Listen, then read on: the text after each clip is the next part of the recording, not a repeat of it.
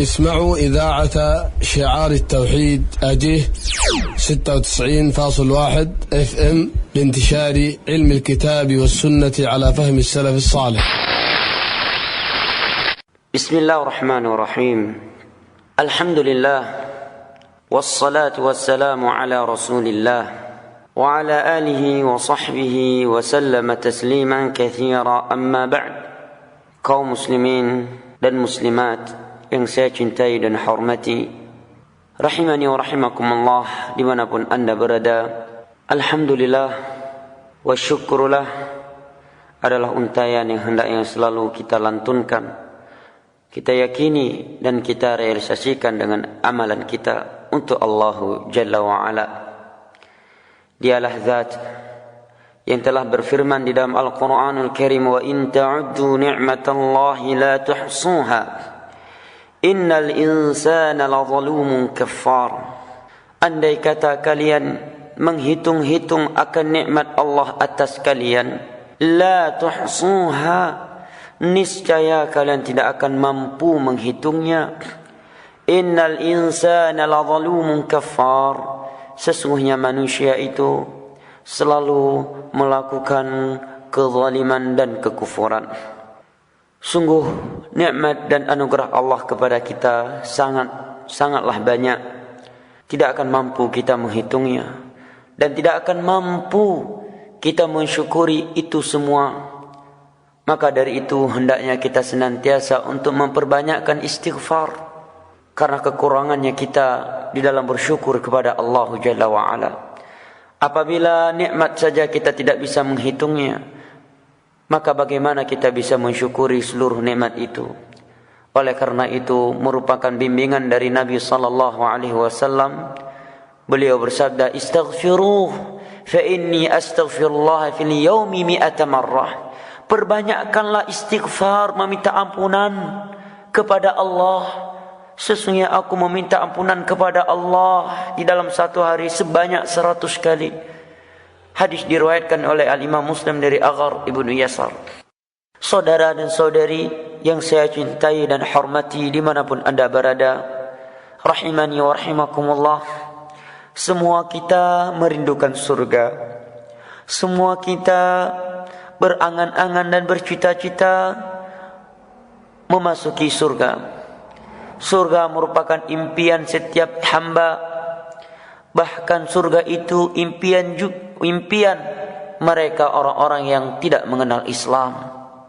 Akan tetapi, sudahkah kita menjalankan sebab-sebab yang dapat mengantar kita ke surga Allah?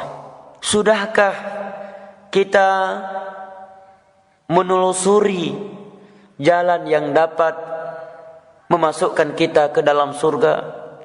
Ataukah kondisi kita seperti yang dikatakan oleh syair Arab, seperti yang dikatakan oleh penyair Arab, tarjun najata wa lam tasluk masalikaha fa inna safinata lam tajri 'ala al-yabasi. Tarjun najata wa lam tasluk masalikaha, engkau mengharapkan kebahagiaan sedangkan engkau tidak mau menjalani jalannya, tidak mau berjalan di atas jalan kebahagiaan. Fa inna safinata lam tajri 'ala al-yabasi, sesungguhnya yang namanya kapal laut tidak akan mungkin berlayar di atas darat. Engkau tarjun najata wa lam tasluk masalikaha fa inna safinata lam tajri 'ala al-yabasi, engkau mengharap bercita-cita untuk bahagia sedangkan engkau tidak mau menjalankan sebab-sebab kebahagiaan.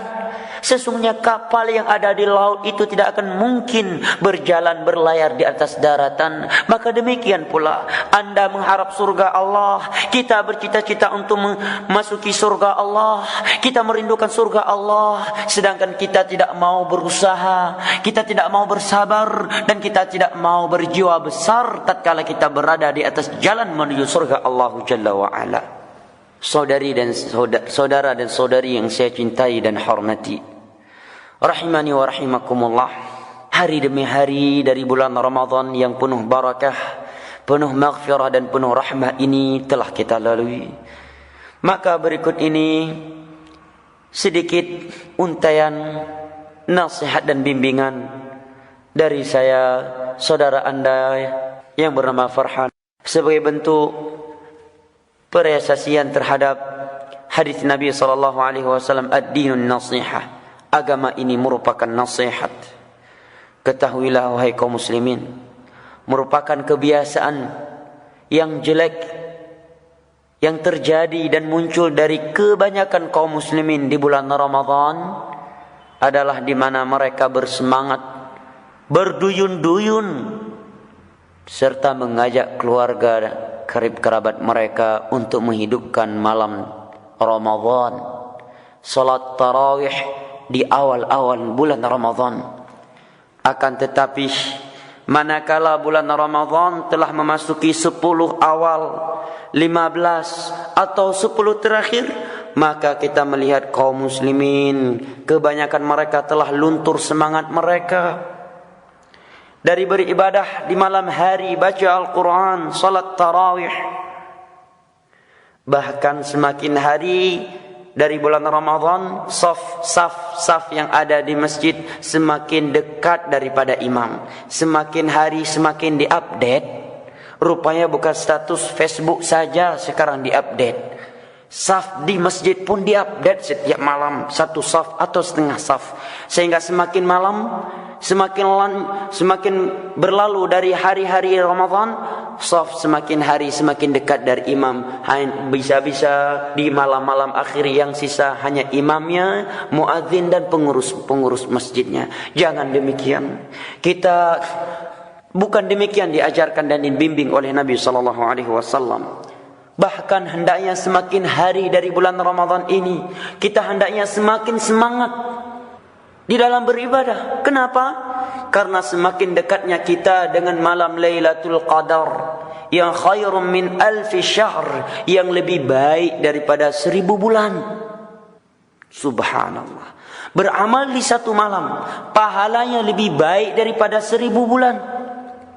Di dalam sebuah hadis yang diriwayatkan oleh Al-Imam Al-Bukhari dan Al-Imam Muslim dari Aisyah radhiyallahu anha, Nabi SAW bersabda, Aisyah radhiyallahu anha berkata, "Kana Rasulullah sallallahu alaihi wasallam idza dakhala al-'ashr ahya al-laila wa ayqadha ahlahu wa shadda mi'zar."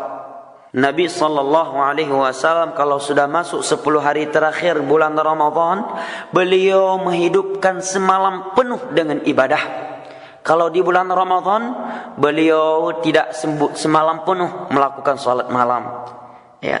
Tetapi di 10 hari terakhir Ramadan, beliau salat malam, beliau beribadah semalam penuh. Wa ayqadha ahlahu, beliau membangunkan keluarga-keluarganya untuk menghidupkan 10 malam terakhir dari bulan Ramadan tersebut. Wa shadda mi'zar, dan beliau meninggalkan tidak menggauli istrinya selama 10 malam terakhir. Kalau malam pertama dari bulan Ramadan hingga 20, beliau masih bergaul, masih melakukan hubungan suami istri dengan istri-istrinya. Tetapi di 10 hari terakhir Ramadan, beliau sudah tidak lagi melakukan hal itu untuk memfokuskan diri beribadah kepada Allah Jalla wa'ala. Di dalam sebuah hadis yang diriwayatkan oleh Al-Imam An-Nasa'i, Aisyah radhiyallahu anha berkata, "La a'lamu Rasulullah sallallahu alaihi wasallam qara'a al-Qur'ana kullahu fi lailatin wa la qama lailatan hatta asbaha wa la shama shahran kamila qat ghaira Ramadan." Kata Aisyah, aku tidak mengetahui Rasulullah pernah salat malam semalam penuh. Aku tidak pernah mengetahui beliau pernah mengkhatamkan Al-Quran di dalam 1 malam dan sehingga pagi. Dan aku tidak pernah melihat Rasulullah puasa sebulan penuh kecuali di bulan Ramadan. Maka bersemangat di awal Ramadan suatu yang terbaik, satu hal yang baik. Tetapi jangan sampai kita bersemangat di awal Ramadan, tetapi begitu masuk pekan kedua, pekan ketiga, atau 10 hari terakhir dari Ramadan, kita pusat pikiran kita bukan lagi kepada perkara ibadah, sudah memusatkan rencana untuk persiapan lebaran. Boleh-boleh saja, tetapi jangan sampai kita terugikan dari malam Lailatul Qadar yang lebih baik daripada 1000 bulan. Maka berikut ini beberapa amalan yang hendaknya kita jaga dan kita lakukan di 10 hari terakhir Ramadan, dan juga tentunya sebelum itu. Tetapi di 10 hari terakhir Ramadan hendaknya lebih kita maksimalkan. Yang pertama, hendaknya kita semangat menghidupkan malamnya dengan melakukan salat malam, baik dengan tarawih bersama imam, ataukah yang tidak mampu ke masjid dia melakukannya dengan keluarganya. Tentunya lebih afdal bersama imam, karena Nabi SAW bersabda, "Man shalla ma'al imam hatta yansarifa kutiba lahu qiyamal lail." Barang siapa yang salat tarawih bersama imam, maka dia akan mendapatkan pahala salat semalam penuh hingga imam salam. Masya Allah.